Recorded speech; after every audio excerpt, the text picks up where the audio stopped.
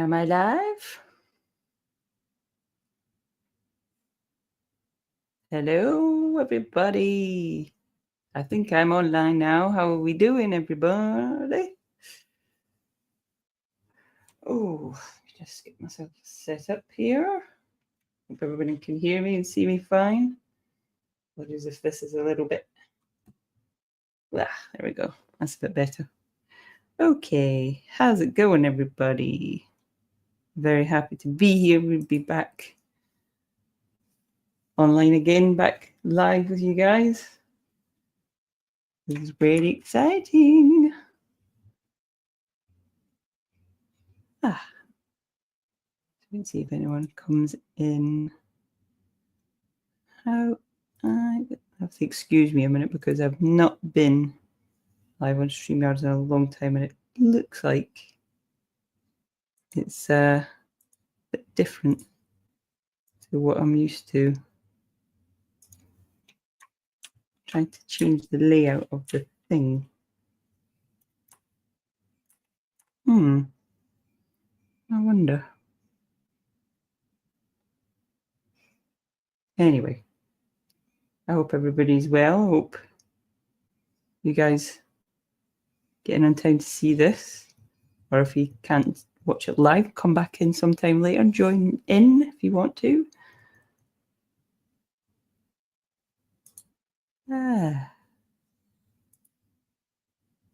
We need to have a little look at this.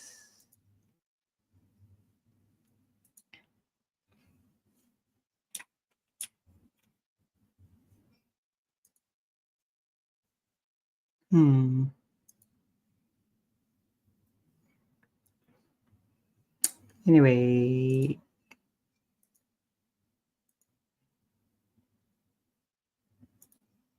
I don't want to sit here quiet as a mouse while so it can't be any fun for you all to listen to this.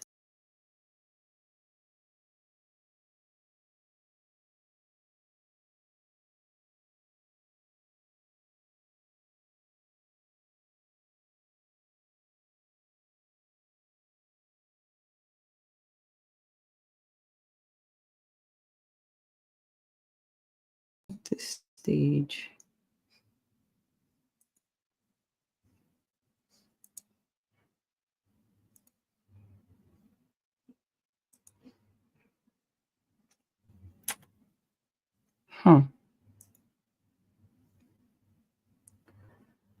Anyway, we'll figure this out. Anyway, how is everyone doing? I hope everyone's okay. I hope everyone's doing really well in this run up to Christmas time. I hope we're all having a very nice little lead up to the big day. I might take this opportunity actually to apologise for being so absent in the past 6, 7, 8, however many months it's been since I've really done anything. I uploaded a video for the first time last week after my little return. Thank you to nice people at Midnight's Edge, the chat, and everyone in that who had been so kind to me and given me some nice encouraging words after I super chatted them. Yeah, it's been a weird year. It's been both online and offline. It's been all been a bit crazy. So yeah, it's just nice to be back. So it's again, I'd like to reiterate to everyone how thankful I am that I'd had a bit of a sort of a tricky one in the past couple of weeks. It's not that I'm going to go into any of my sort of private details or bore you to death with all the ins and outs of my personal health and stuff. That's not really what everybody wants to hear, is it? Let's face it. So yeah, but enough to say that it's been a bit of a tricky one. I've been on and off, just not feeling my best, and been having a bit of a tricky time with some things, but and a lot of changes have occurred in the past few months. As I've mentioned in my return video, I've moved house. I've been in this new place for 6 or 7 months now. It's been an adjustment. We were in our previous place for quite a long time. We were there for a good few years, and it didn't really hit us until we moved it, how much we kind of considered it home. So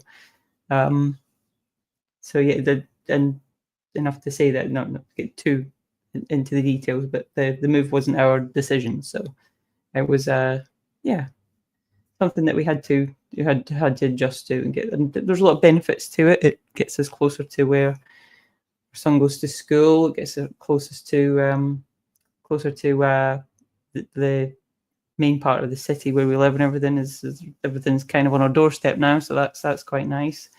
The place itself where we live, the area is really, looks really good, and it's all really well kept and stuff. But there's been teething problems, and as there is with everything really. So yeah, we're getting there. But yeah, just quite a lot of changes all at once and over a quite spread out period of time. So it has been something that we've had to come to grips with, and I think we're there now. I think we're getting there. I think we're just about where we need to be. So yeah, I didn't want to make a big thing out of it.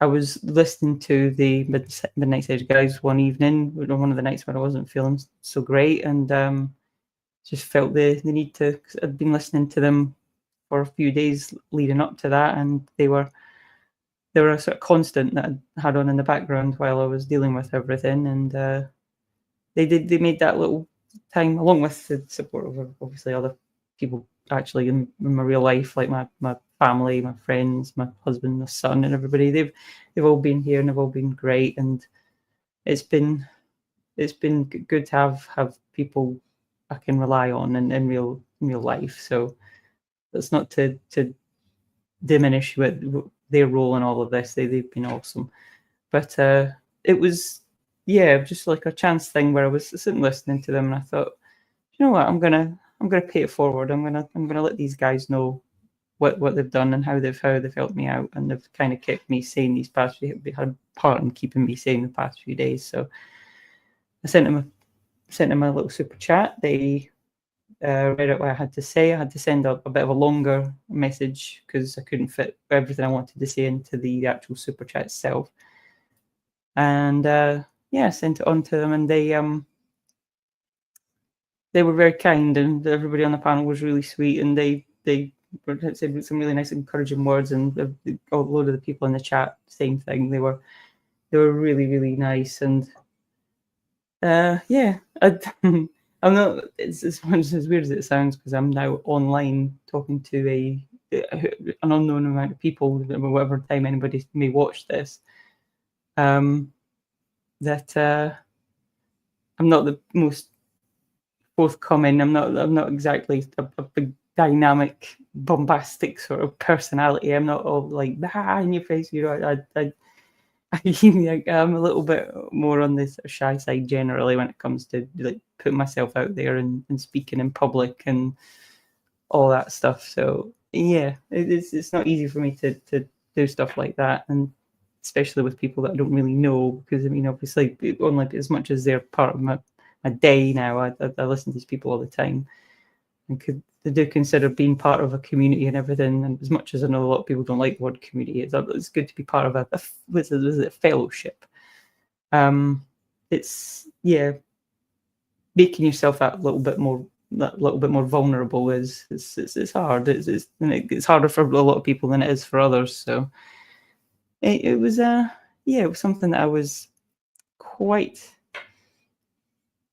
pleased that I did it eventually, that I did say what I had to say, and then how receptive and nice the guys were on the Nice Edge and in the chat. So it was not that I should be surprised, because it always seems to be a really chill time listening to them. They always seem to be really fun and engaging, and it's I really liked. I liked the reply I got, the response I got. It was very, very heartwarming. So yeah, and I still listen to those guys. I've been a bit less in the last few days because we've been gearing up for Christmas. son's been off school. He started his Christmas holidays this week. Husband's just finished up his work for the Christmas week as well. We're off on our travels tomorrow. And yeah, so we've been pretty busy. So apologies for the lack of follow-ups to like videos. I've posted one. I don't. A few people have seen it, and the response has been mostly positive. Yeah, and it was talking about something that's pretty close to me. And was talking about the upcoming Harry Potter TV series, the one that's be starting production sometime next year. It's an interesting time to see what happens with that. There's a few things about it that I covered in the video. I won't go into too much because if you want to hear what I have to say, watch that instead. But yeah, it was.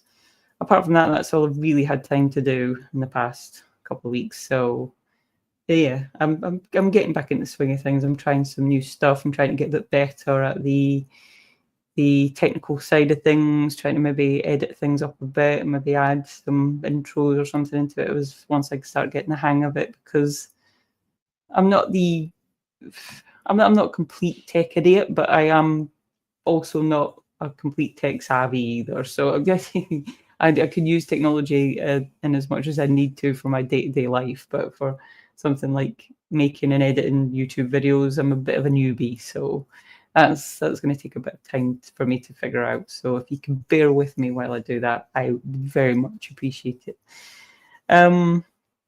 Yeah, so I'm trying to think what else to say, because this, I really apologize. I'm trying to figure out. Maybe I'll come back on here another time once I've figured out the dynamics of this thing, because it's been a long time and I used to be able to use this pretty easily, but now if I do this, actually, yeah, here we are.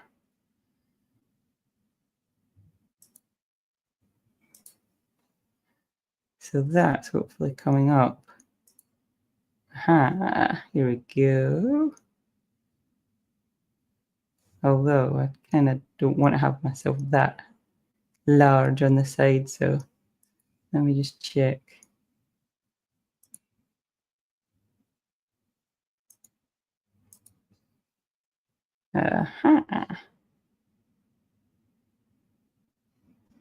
Now,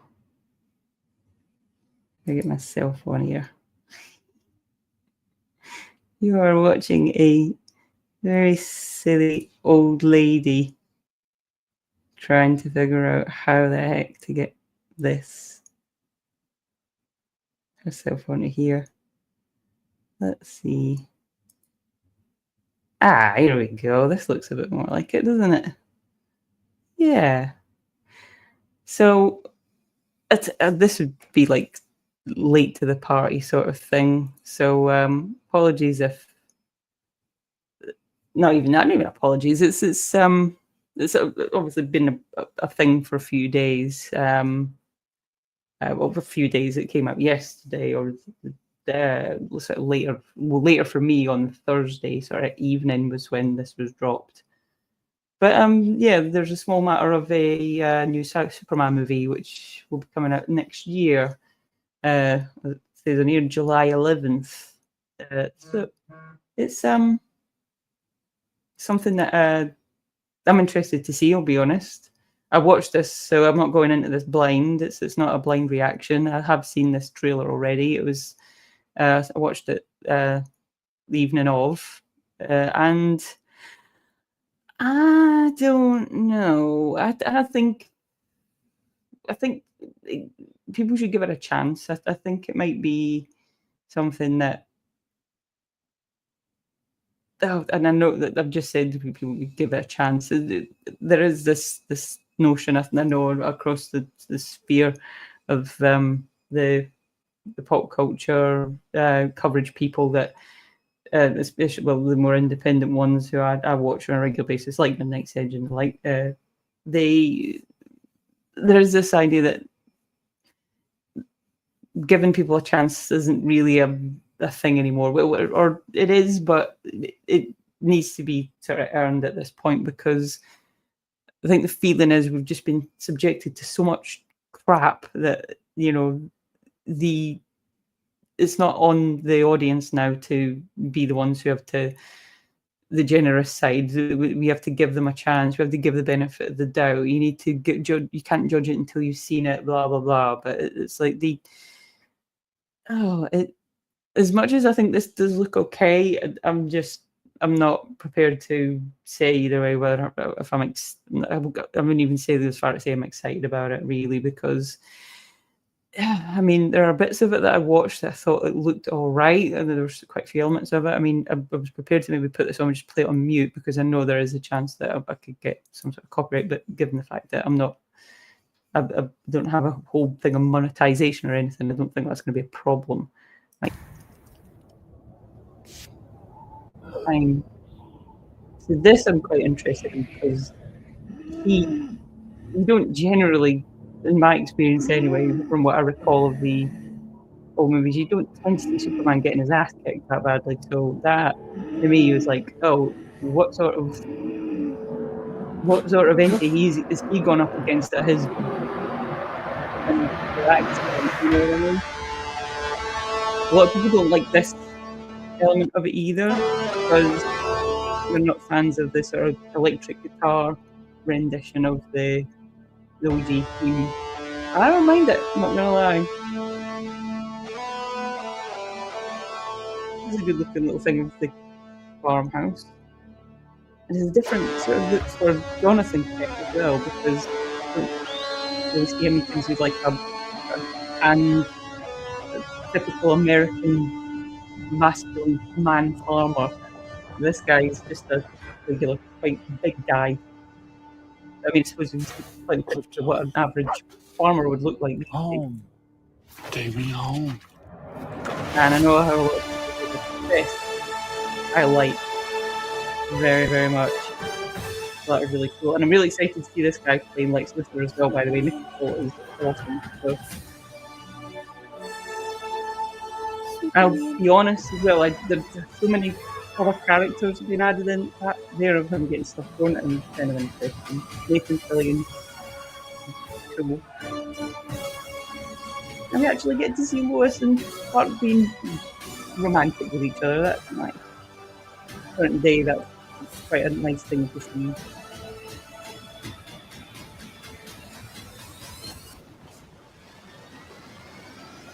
Okay.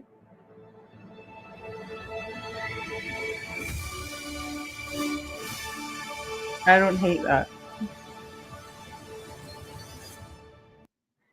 It didn't invoke any really strong feelings for me. I mean,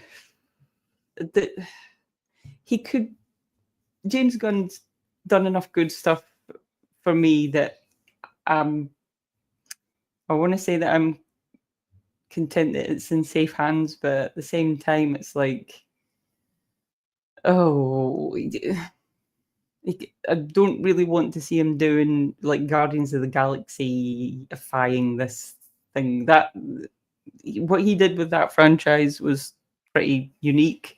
It was really suited his style. It was quirky. It was like had a really cool sort of offbeat sense of humor. It suited that particular franchise, so that to me was okay.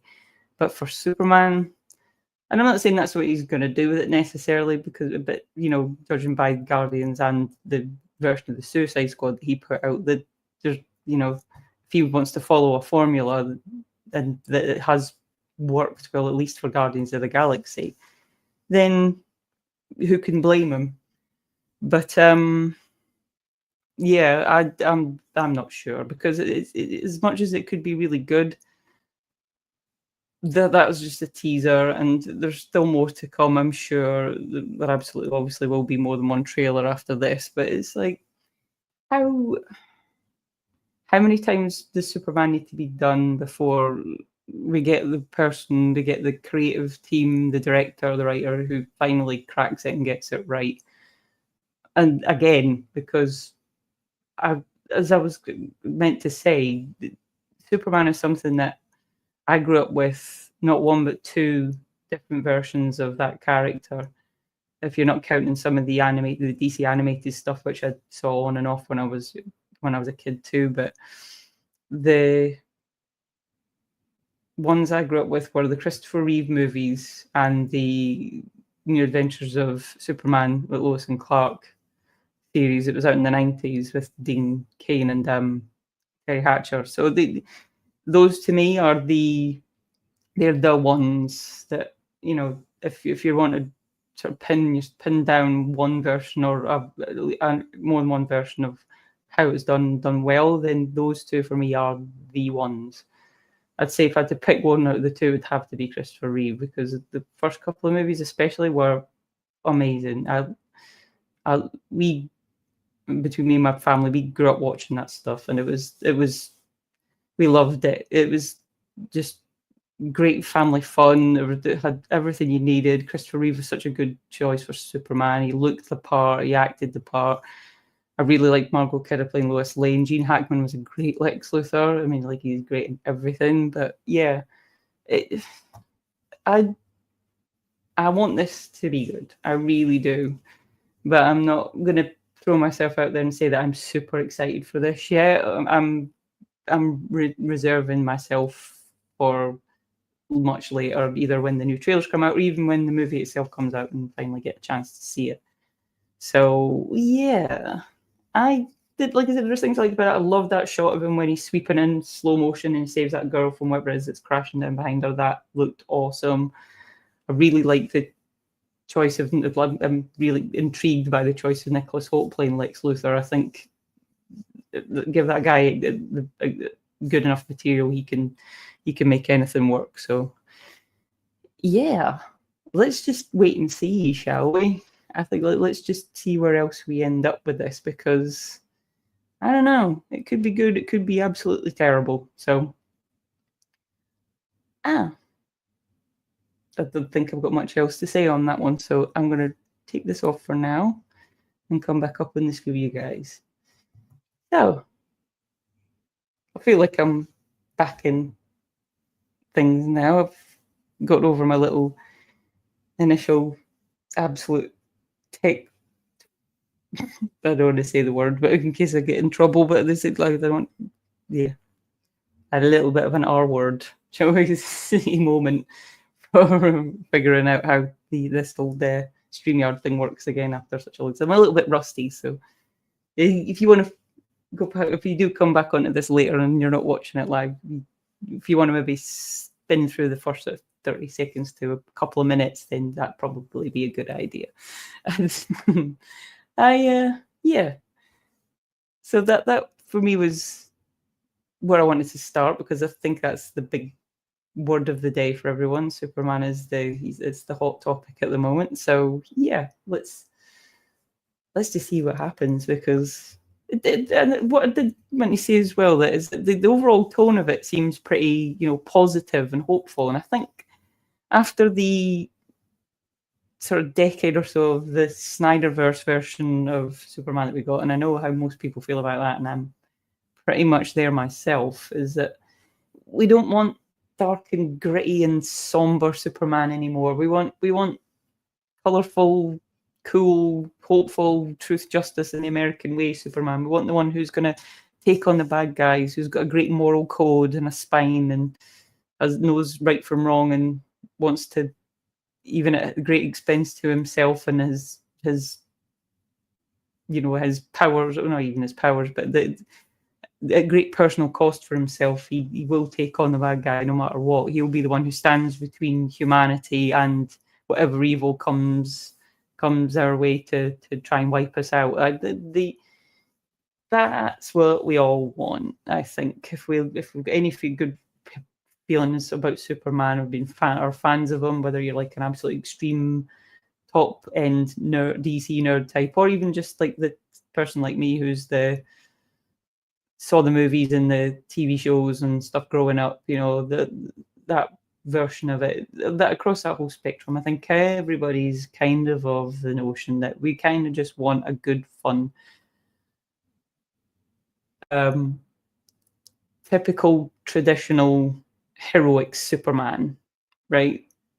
Who believes in doing good and wants good for the world. And yeah, I think we're all ready for that, especially with the way things have been in the world in the past few years. It's like everybody's so divided, everybody's so, one person thinks this thing, the other thinks this thing, and we've all got to be enemies if we don't align with each other on absolutely everything. I think we will want a little bit of fun, a bit of escapism, a bit of entertainment, a bit of something just to take us out of our heads for a couple of hours, just and make us feel good at the end of it. Give us a good sort of punch the air sort of feeling when we come out of the cinema. So I think, yeah, I think we're ready for that now as a species, as a culture, as a race. I think we're all ready. We're all there. So yeah, I think that's where I'll leave that particular subject.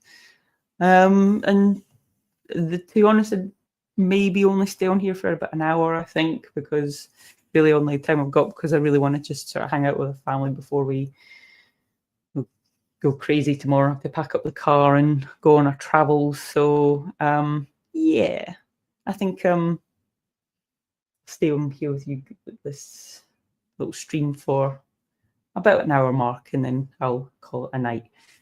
So yeah, everybody doing in here, I might move on to the next thing. My next one was to talk about, and again, this is another one where I'm getting a little bit late to the party sort of vibes.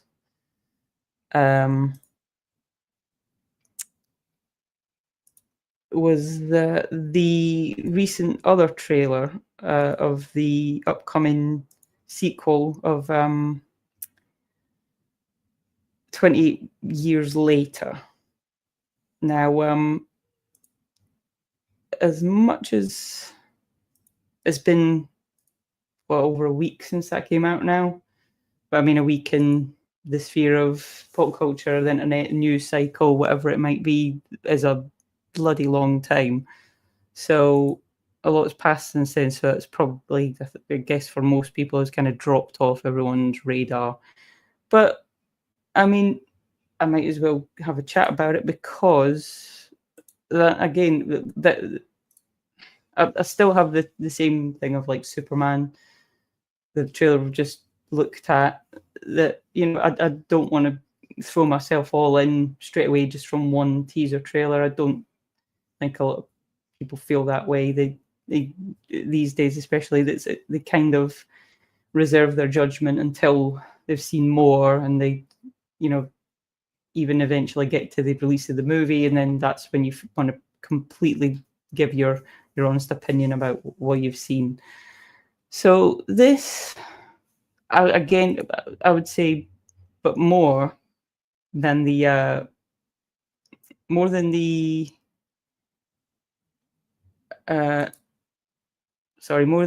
original I'm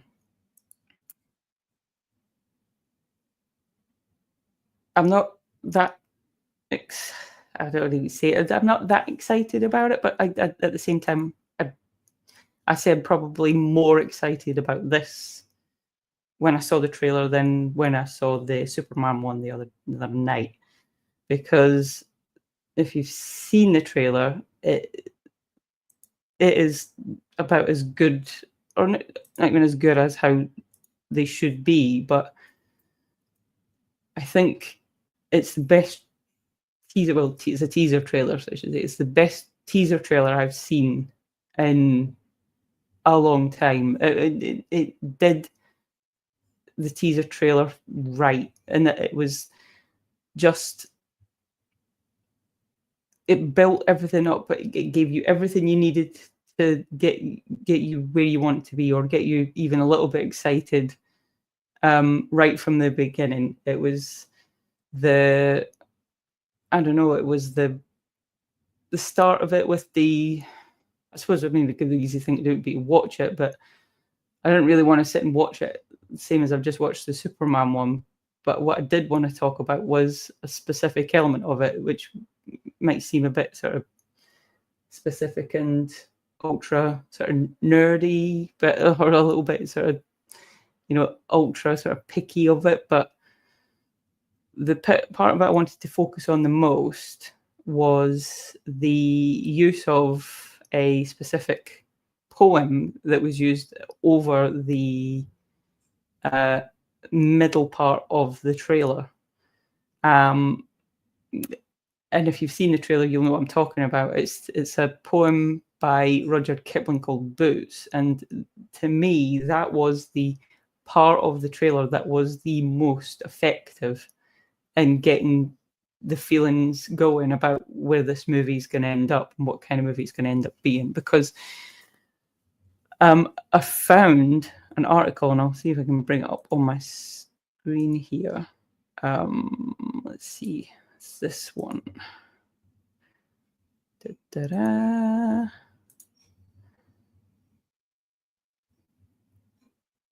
Yes, here we are. It's from The Guardian. Now, The Guardian isn't my go-to news source for anything these days, to be honest. The less I say about that, the better. I'll say it's just not the newspaper I go to for any of my news. But this caught my attention earlier today, and it was really interesting. And to me, anyway, you guys might just tune out of this quicker than a parent at a Taylor Swift concert. But to me, this did hit me in my feelings, because it's a war poem. It was written by Rudyard Kipling during World War One, I believe, and it's from like 1914, 1915, and it just captures this sort of repetitiveness of, you know, someone who might be in training to go into combat. It would be the perfect, and it hit me when I was listening to it that it's the perfect thing for ratcheting up anxiety and tension and the feeling that something foreboding and pretty damn scary is about to happen. And reading this chap's article, Stuart Heritage, give him credit where credit's due, where he goes into the weeds about why this poem is such an interesting choice for the trailer, is that it was used, if I could read this little excerpt from this article, it says, but 28 years later, you sense is going to change all that. Sorry if that won't make any sense, because it'd be from the previous paragraph. It says the US Navy operates something called Survival, Evasion, Resistance and Escape, a training program designed to equip military personnel with the necessary skills to survive in hostile environments. Part of this involves detaining them in a small cell while being repeatedly played the scariest thing that staff have to hand.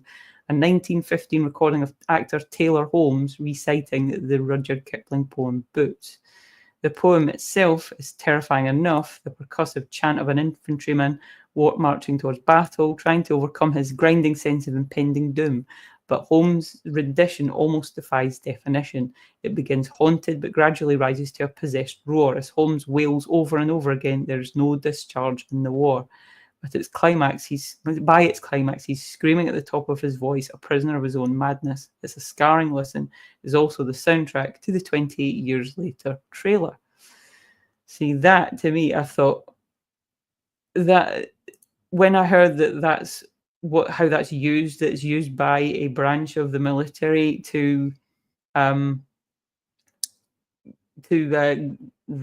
guess rile up their recruits and to sort of give them a taste of what it would be like to, you know, if you wanted to sort of like get them into a mindset where they're going to be charged up and ready to go into battle. And hearing that poem and the way it's read by that actor and used in that trailer, it's the perfect thing to use, because it's as that excerpt from the article just said, it starts really, really slow and really low and fairly calm. By the end of it, he is screaming it like a madman, and it is. I can just imagine being one of those recruits sitting in a room on your own, hearing that being played. By the end of it, you would be like, I reckon I'd have like nail marks in my palms, because then like my teeth would be sort of ground to nubs, because I'd be. I couldn't stand it, but I also understand why they would use something like that, because it is just absolutely jaw-dropping when you hear it, how how frightening it is, and it's like, for a trailer from a film like this, it makes perfect sense to use it, because the people, by the looks of things, they've been living with this thing for this amount of time now, and they will absolutely all be in survival mode. So to perfectly encapsulate how anybody who lives in that kind of environment would be feeling, that poem would pretty much be the best choice of how to like get into the heads of these people and to know what it is, how it is they're living, and what kind of terror they're living in on a daily basis. So yeah, that I did want to touch on most, and the whole thing overall is great. It doesn't give away the farm too much within the length of the teaser. It just gives you enough stuff to get you interested. It gives you a taster for what there is. There's like the great scene with the they're in a room and they've got like one of the zombies sort of tied up, hung upside down from the ceiling with a hood over his head. And the kid gets close enough, and then it just sort of goes, like jumps. There's the look at who the cast are. You've got Aaron Taylor-Johnson, you've got Ralph Fiennes, you've got Jodie Comer. These are actors that I'm excited to see doing this. That's a really good sort of cast choices, and I would pretty much watch anything with Ralph Fiennes in it. He's probably, I'd say, one of the finest living actors there is right now. Yeah, and the opening from the it shows you what it was like at the beginning of the epidemic, of the zombie epidemic, and that's a really nice build up with a nice sort of juxtaposition of the happy sort of sweetness of the Teletubbies with the kids sitting watching it around the TV. But there's also when you get close enough to see them, the kids are terrified.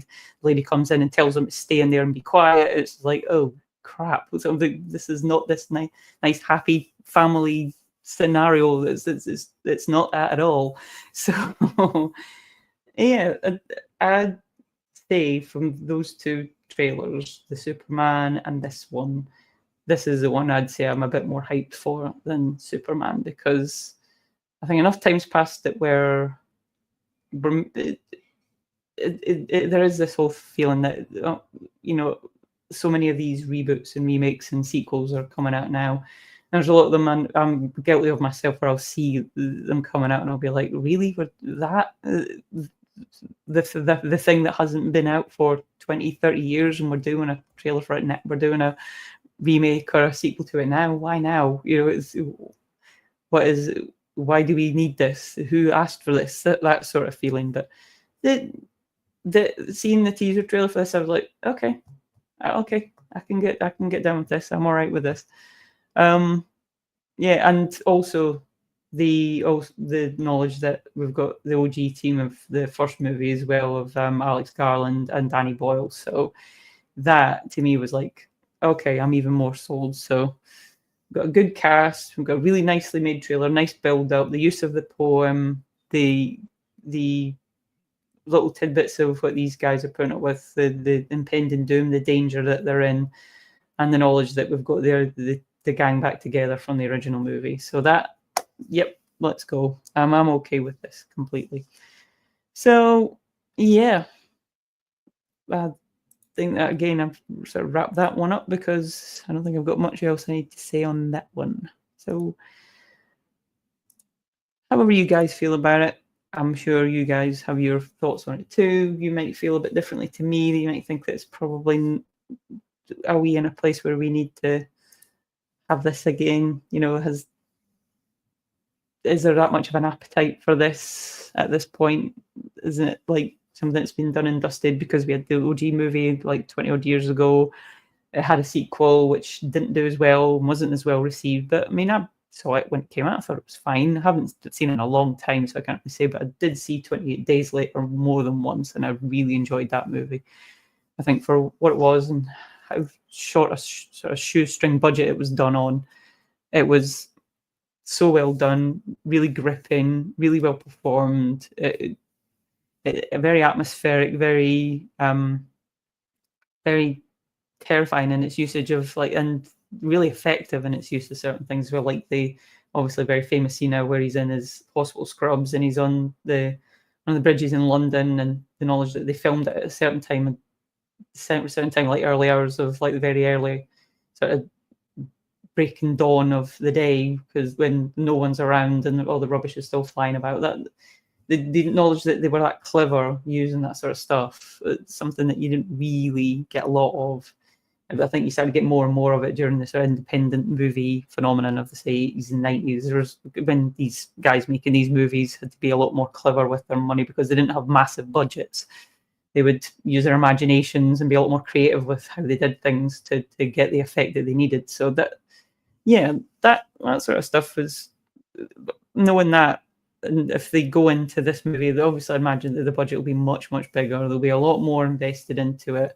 They've got a lot more sort of well-known figures in it now, because they had Cillian Murphy, Brendan Gleeson, Naomi Harris. They as much as they're probably bigger, a lot bigger names now, at the time they weren't that huge. So it was like, I mean, the only thing I think I've seen Brendan, I nearly say Brendan Fraser out there, Brendan Gleeson, and prior to that was Braveheart, and Cillian Murphy was an unknown. I think, I don't think he'd been in anything. If he had, it wasn't big. Name Naomi Harris, same deal.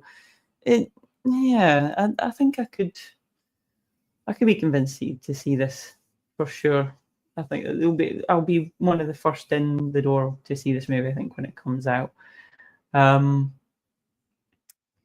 do want to go to the cinema to watch some of these things, though. I do think that, just if I go off on a little tangent, if I may, that because of where I am in the world, I live in the Middle East, so the cinema thing is a relatively new phenomenon in this, the part of where I live right now.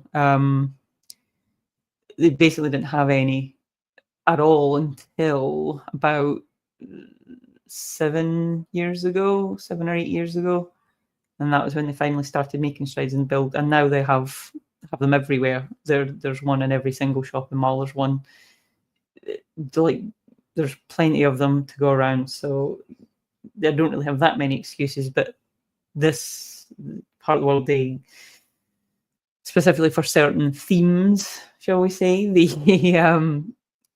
can be quite editorial with what they do and do show. So there's the chance that if you go and see a movie, you're not going to get the full thing.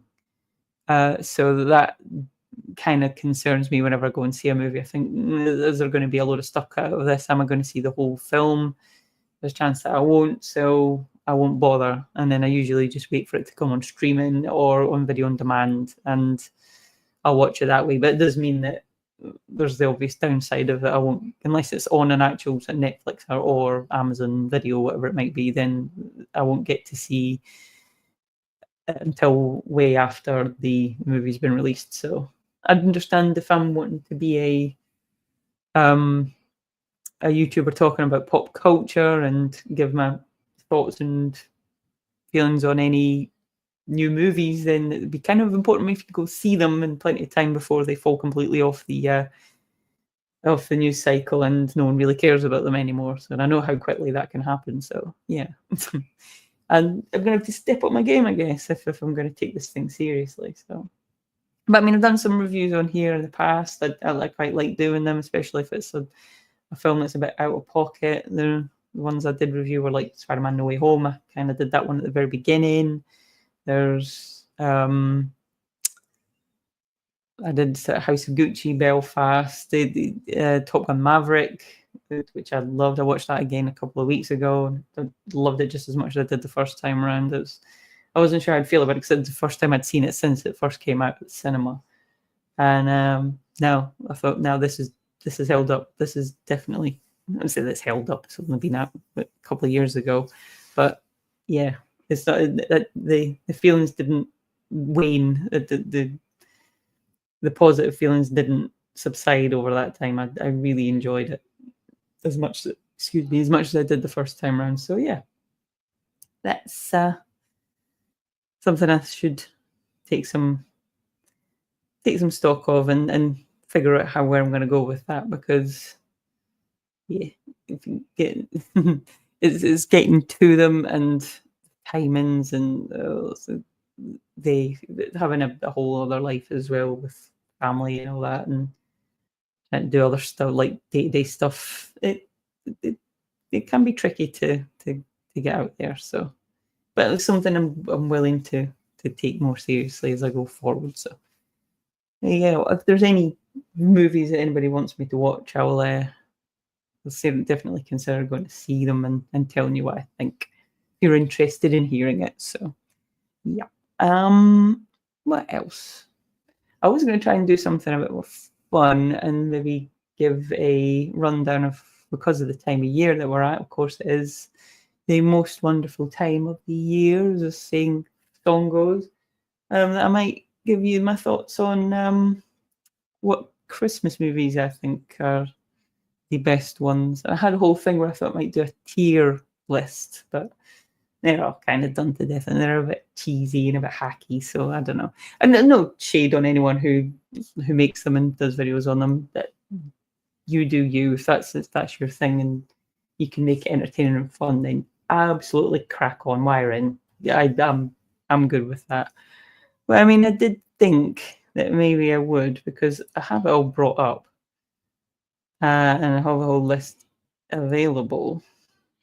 And it was the best one I could find at such short notice because as much as I've had this live stream planned since yesterday, I only came on here about maybe 5 or 10 minutes before I started streaming. So let's see.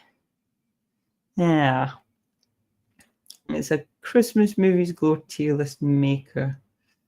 It doesn't have anyone's name on it to say that they made it. So yeah.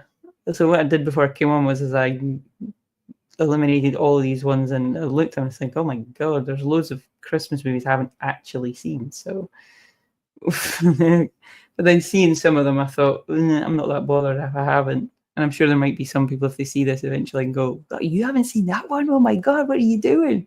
Like A Christmas Story. I know that's I think that's a huge one in the States, right? It's a very American one that I've never seen before. So yeah, it never. I don't think it really took off in the United Kingdom. So there's someone here like The Preacher's Wife. Is like, is that a Christmas movie? I think I might have seen that like years ago when I was a kid. There's some of these like that I think I would like to see if I got the chance, but I think I'd be okay a lot with a lot of them if I didn't see if I never saw them. Like the Barbie Nutcracker one. Don't think that's really for my age group. I remember these buddy movies of the like the dogs. Ernest, I know, is a huge thing in the States too, but again, I don't think that was anything that really took off. That didn't really take off in the same way as it did in the States in the UK. So yeah, Rise of the Guardians I've heard of. But yeah, I've seen some of these. I thought these are the ones I have seen and I can do something with these. So why don't I give it a go? I've got it all rigged up, so why not? I can be on here for another maybe 10, 15 minutes talking about these things. So Charlie Brown Christmas. I saw that once or twice when I was a kid, and I don't really remember that much about it, but given it's Charlie Brown and it's Snoopy, and I just associate it with nice warm fuzzy feelings and happy thoughts and stuff. And yeah, I think, oh, where'd it go? I think if I was being honest, I could probably put this. I don't think I would put it right at the top. I think I'm going to put that in the great section because Charlie Brown is pretty great. So yeah, there is that. Christmas Carol. This is the one that was released. I don't know how old it is. It's like 2000s-ish, isn't it? And it's Jim Carrey. I have seen this. Again, it's another one, but I haven't seen it in a long, long time.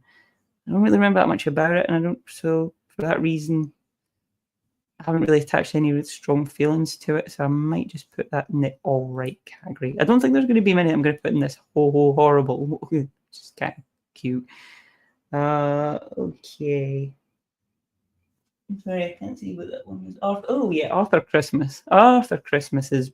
I've seen that a ton. I have a young son, and every year up until recently, this is his go-to movie. So think if I'm being fair to him, I'm going to put that in I would say the great section because it is pretty great. It's a really wholesome little film.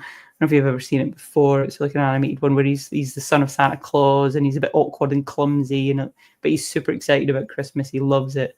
But everyone around him, including his dad, have all become really cynical and jaded with the whole thing. They see it all as a chore, getting the presents ready. It's like a military operation, pretty much. And he's got the older brother who kind of runs the whole show. He's like in the actual sort of military style uniform and everything. It's kind of just a nice message, like bringing the fun and remembering what Christmas is actually all about, like family and being, seeing the joy and like the kids when they get their presents and stuff. It's bringing people back to what Christmas is all about sort of message, and it's really nice. It's really wholesome. I like it a lot. Bad Santa, that movie. Oh my god, I saw that years ago. It's another one I haven't seen in a long time, but I remember it pretty vividly because of the type of humor it is. I didn't take to it straight away, but once I'd seen it a couple of times, I was like, okay, I'm all right with this. This is something I can get down with, definitely. So I think I'll put that in the great. I think I'm not quite ready to put it in the top of the nice list. It's hilarious, and the humor in it is just so out there, and it's not for the easily offended, obviously, but no, it's super fun. Billy Bob Thornton is amazing in it. It's definitely worth a watch. It obviously if you're age appropriate. This one, I'm not even going to say anything. Yes, it's a Christmas movie, and it's going on top. No questions. Let's see, Elf. I don't feel as strongly as Elf about a lot of people as a lot of people do. I know a lot of people who say it's the best Christmas movie ever. I'm going to have to disagree. I really like it. I think it's super fun. I think Will Ferrell is really funny in it. I think when he plays Buddy, he just plays him with all the sort of wonder and charm of a fish out of water type character. He's really, really good in it. The overall story is really cute, and it's another one that's a bit like Arthur Christmas, where it's like you've got the father who's really jaded and cynical and quite detached from his family, and he's all about work and takes himself really seriously, and it kind of has the same similar message of Arthur Christmas and like bringing back the joy of Christmas and remember what Christmas is all about. So yeah, let's see. I think I'm going to put that in the. I'll put that in the great. I'm not going to put it in the all right. I think it's better than all right. So there we go. Fred Claus. I only saw this once. Don't remember a lot about it. I do seem to remember thinking it was pretty good. So I'm going to put it in all right. Friday After Next, I haven't seen in a long time, so I think I'm going to put that in there too. Frosty the Snowman, I think that deserves a great. I'm not going to put it there straight away. Let's see. Yeah, that's a super fun, wholesome. Remember, like, good memories from my childhood watching that, so that's all fine. Ghosts of Girlfriends Past, that's going in there. I remember seeing that movie and thinking this was pretty poor. I don't think it's as bad as Horrible, but yeah, it's not good. Gremlins, that is going up here. That is a top tier Christmas movie. Imagine if I watched it now, probably think it hasn't aged very well, but I've got so much nostalgia attached to that movie. Just good feelings, good times watching that as a child. I really loved that film. Ooh, we might have found one to put there. Home Alone 3, god awful. Home Alone OG 1, top. Home Alone 2, I think I'm going to put that in the great pile. I'm not going to go through every one of these in great detail one by one. There's enough of these movies. I think everybody, if they've seen them, they know exactly what they're about. They know what the feelings are. If you're from the same generation as me, you'll know exactly how I feel. No doubt you'll probably feel the same way. How the Grinch Stole Christmas, the Jim Carrey one. I like this movie. I don't like it as much as the original one, but I like it. I think I'm going to put it in the all right or home. Great. All right. Yeah. I did really like this, but it was just there's elements of it that I really love. I think Jim Carrey's just being classic Jim Carrey in that movie, and he just dials it up to 11. He's so over the top and fun and crazy, but the rest of it is all kind of a bit blah. And I don't think the Jim Carrey performance kind of is hardcore as he goes into it. I don't think it elevates it beyond the okay status. So, but this one I do really like. I like the OG original animated one is awesome.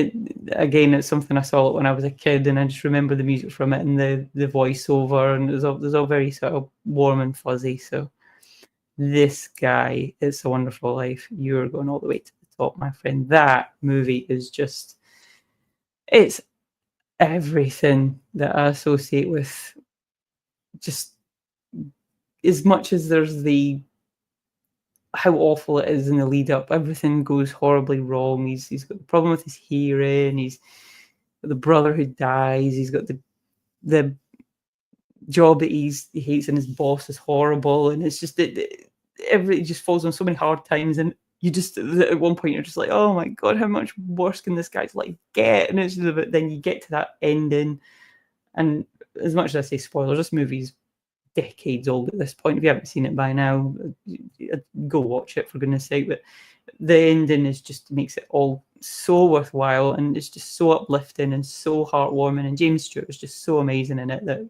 yeah, watch it please if you haven't already. Jack Frost. I forgot this movie existed. I went through a phase when this movie came out where we watched this quite a bit in my household. I had a brother who absolutely loved it.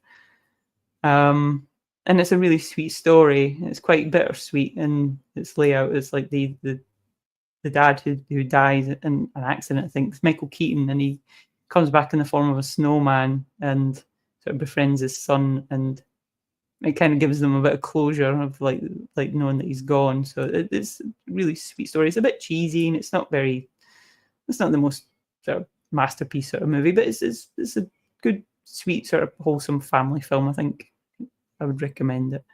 Jingle All the Way is, I'm not putting that in top, but that gets great, definitely. I haven't seen that in a long time, so I think I might need to watch that again sometime soon. Love Actually, I've got a bias towards that movie. I really enjoyed that film when it came out. I thought it was super fun. So that gets a great treatment. I've got both versions of Miracle on 34th Street here. This is the remake. This is the one I'd say I'm more familiar with because it's the one I've seen more. So I think I'm going to put that in the great category. And I'm going to put the original, sorry if anyone disagrees, but I'm going to put that in the all right. Because I don't know that one as much. I have seen it, but I don't know it as well as I know the remake from the 90s. And I just think Richard Attenborough was so good as Santa, and the girl from Matilda, actress whose name I can't remember right now, she was super cute in that film. So yeah, I watched this yesterday. This is going all the way to the top. Michael Caine is the best actor to have ever portrayed Ebenezer Scrooge. Fight me. And this bad boy, same deal. I think we might be watching that in the next few days. There's a core set of Christmas films that I will always try to watch every year around Christmas time. Die Hard, Muppet Christmas Carol. That's Muppet Christmas Carol as well. We had a bit of Streisand effect. Not Streisand effect, the Mandela effect from that the other day when we were watching this, because we were looking it up and couldn't find it. It was because I typed in Muppets Christmas Carol, but it's actually the Muppet Christmas Carol. So there you go. And to add to the list of what I just gave up there, Home Alone was another one, and this guy. We watch this every year when we're putting up our Christmas decorations, so Nightmare Before Christmas goes right to the top. Rudolph the Red-Nosed Reindeer, oh, lovely little film. So many good feelings from that one, watching that one as a kid. Scrooge, same, I've got a lot of good memories watching that one. I was younger. That goes into the great category too. The Christmas Chronicles, I watched this with my son when it first came out on Netflix, and I seem to remember it was quite a nice little movie, so I'm going to stick that. I haven't watched it again since, so I'm not going to bump it anywhere higher than all right at the moment, but I do seem to remember quite liking it. I think Kurt Russell was pretty cool in it. Oh, no, never seen that one. The Polar Express. Huh. I wasn't as big a fan of this as other people were. But I also don't think it was awful. It wasn't horrible. I think I'm going to put it here.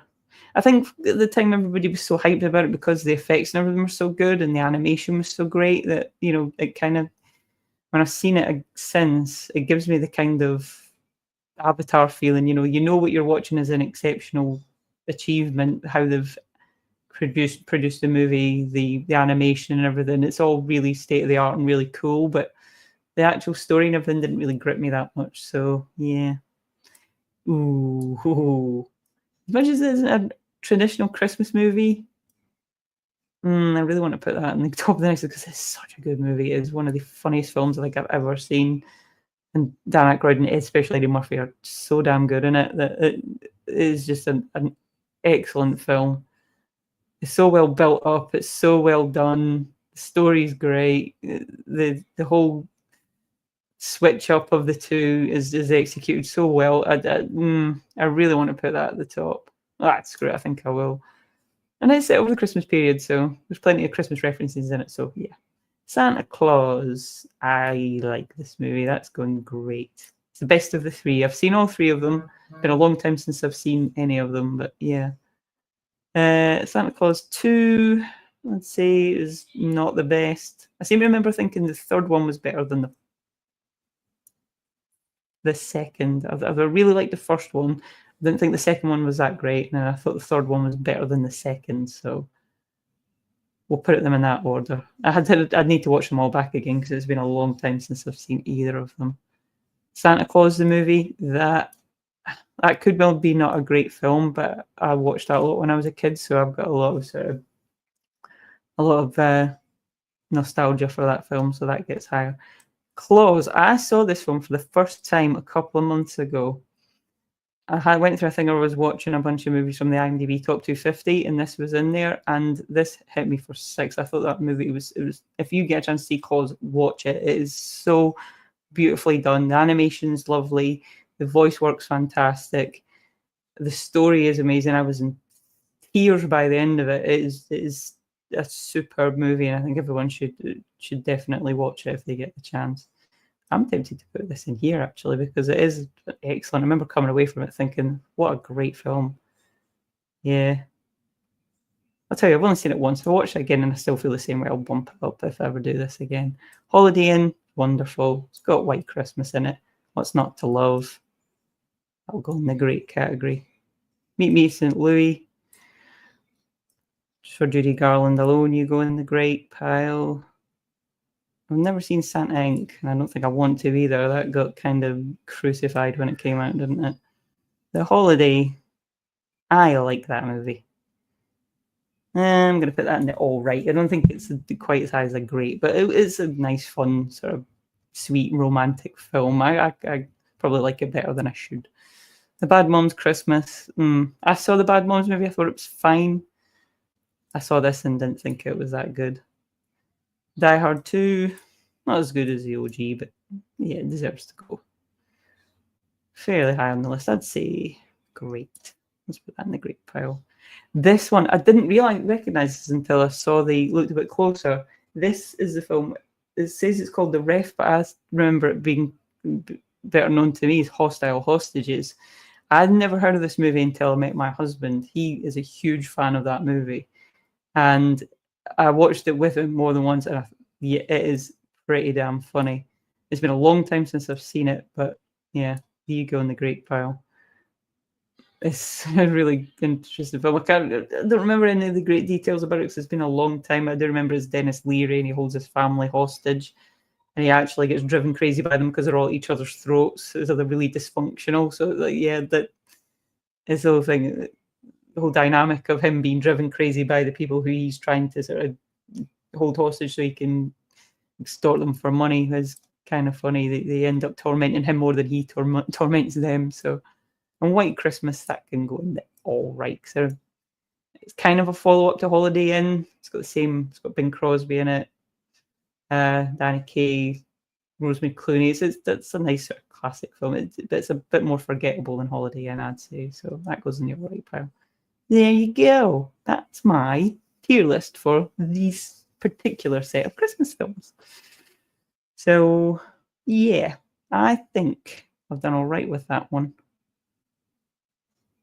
There are probably a bunch of other Christmas films that could have been put in there that that might have been people. I'm sure if they saw this, they'd be like, "What about this one? What about that one? You forgot this one. You forgot that one." I literally just picked that up off the tier maker thing. It was the one that had the most movies in it that I recognised, so I thought I'm going to stick that in there and throw this in as a little fun thing to do to wrap up the video. Oh, so I think I'm going to call it a night there, guys, because oof, it's been a bit busy few days. Very tired now. Voice is starting to go a little bit, so I think I'll spare you the sound of my raspy voice for a little while. I appreciate the not a lot of people have tuned into this live, which is cool. I'm okay with that. I literally never do this for anything other than just to get online, talk to you guys, to anybody who might want to listen either whether they tune in live or they watch it later. I really don't mind. I've said from the beginning when I started recording these videos, if I got super obsessed with how this looks or how many people watch me or how many people watch me live or how many subscribers I get, then it would just completely remove any kind of fun, any kind of liking that I have for doing it. I literally just want to come on here, switch on the camera, switch on the microphone and chat shit to you guys about what I like and what movies I like, what movies I don't like. The things I see on the pop culture news and how I feel about them, like share my opinions with you guys, see if you guys feel the same way, even if you don't as well. I'd be quite interested to hear what you have to say if you don't agree with me, because it's not all about agreeing with each other all the time, is it? Let's face it, that's not very realistic, is it? It doesn't really fit into the real world, and everybody's got different feelings about different things. So, but like I said, I never wanted to make this about being like how many like all the things like sponsorship, monetization, all that sort of thing. These would be nice bonuses, and if I do get good enough at this and enough people like what I do, then fair play, then that's something that I'm absolutely not going to complain about. But at the moment, I just want to get on here. I want to get better at this. I want to make some stuff that you guys like. I want to get some feedback from you guys, what you want to hear, what you don't, what you'd like me to cover, what I'm doing right, what I'm doing wrong, what I could do better. All of that stuff is really why I'm on here. This isn't something that I've ever thought I would ever even do, full stop, never mind, try and make a thing of an actual career out of. That's like way in the back of there. If it ever did take off, then great, but it's not something I'm going to have the time and or effort to actually get to that point just yet. If I did get into that situation where I could, then I would absolutely pursue it way more than I am right now. But at the moment, it's just about having a bit of fun, talking to you guys about stuff that I like, about pop culture stuff, talk to you guys, like getting feedback from you, like trying to build up a little base and trying to reach out to some people and see if they want to chat with me, maybe even in the future as well. If I ever get to the position where I get enough attention, then maybe I will start seeing if I can like speak to some guests or something. That would be awesome if I ever got to that point. But for now, it's just literally about getting back in the swing of things, talking about what I want to talk about, doing the videos I want to do, seeing what works and what doesn't, and then just going from there. So, and all on top of it all, and the most important part, just having a bit of fun with it. So yeah, I think I'm done for tonight. I think I'll leave you guys for now. If there anyone who sees this, thank you. If you do watch it all, I appreciate you. I love you. Thank you so much for watching this. If you want to see me do more stuff like this in the future, please let me know. Drop me a comment or write something on my Twitter. I have a locals page as well. If you guys want to sort of go in there and sort of chat with me there, you're more than welcome. Feel free. And also just share it with anyone who you think might be interested too, or like hit the subscribe button if you come across this and you want to see more stuff like this. That's another way to do it. So yeah, with that, I think I'll call it a night. Thank you very much for watching. If you made it this far, I appreciate it. And I will see you guys probably sometime after Christmas. So thanks for watching, and I'll see you guys later. Take care now. Bye-bye.